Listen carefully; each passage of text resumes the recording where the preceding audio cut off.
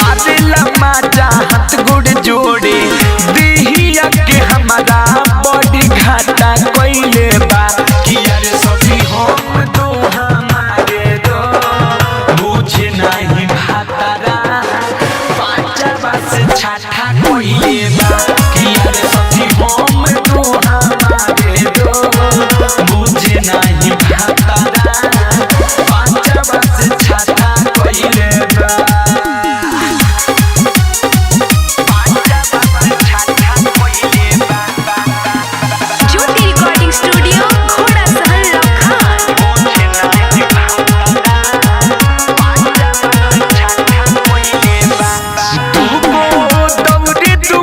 एगो घुसकता के हो कबो मारी खातिर माजा हमके दुसकता के हो अरे का कहले दूगो दौड़े दूगो बैठी एगो घुसकता के हो कबो मारी खातिर माजा हमके दुसकता के हो खाली मलाई चौक पर जाई ओकरी चक्कर में बनी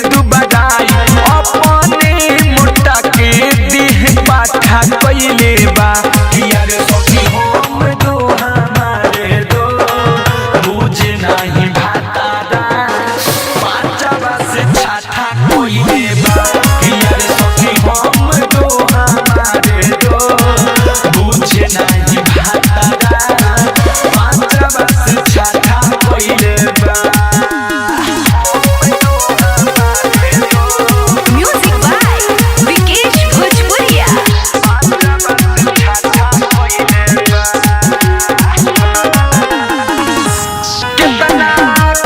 सखी हवे दुख बारा रे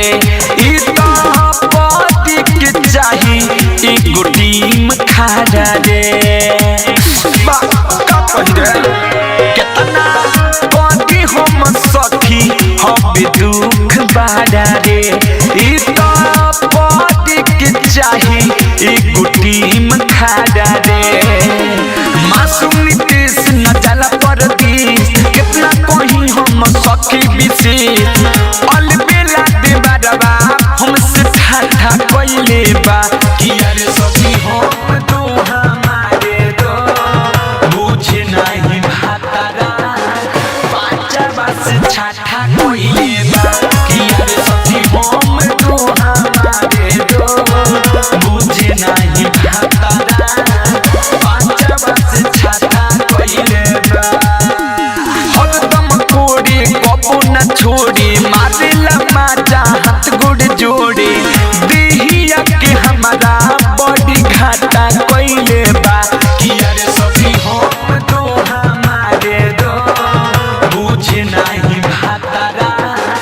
पांचवा से छठा कोइले बा कि यार सखी हम दो हमारे दो